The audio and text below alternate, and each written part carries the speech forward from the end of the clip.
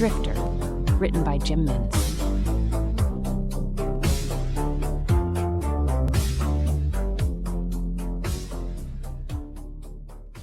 It was useless. The boy was transfixed on the teachings of the carpenter.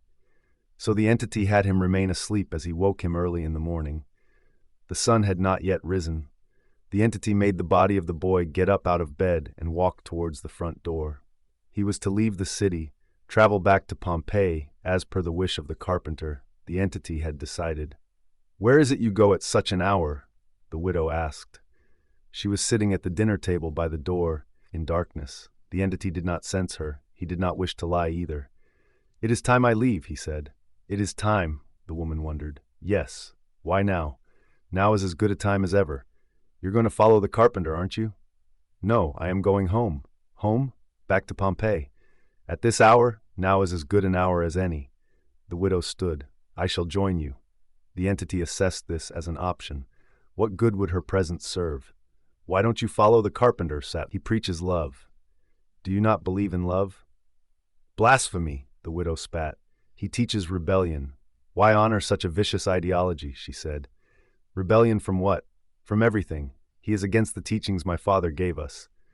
The entity didn't need to ask. She was once the daughter of a teacher. "You are afraid of change," the entity said. "I am not," she protested. "If you follow me, you will bear witness to monumental change," he said. "Then do not follow him. Remain with me."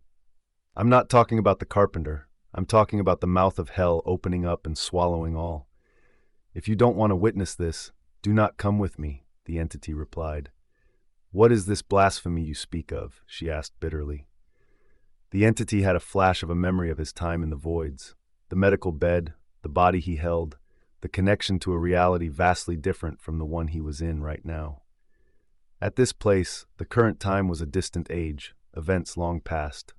There was a tragedy, one involving fire and earth, lots of fire, a very hot fire. It was the boy's destiny. Not the carpenter, he was for others. The boy was to return to the source of his journey, relay what he had learnt there. "I'm leaving. I cannot control you should you wish to follow, but do not complain that you were not warned," the entity told her. Using the boy's body, he took a series of donkeys that were tied to various huts around the city and commandeered them. He took enough bread from neighboring properties while the occupants slept.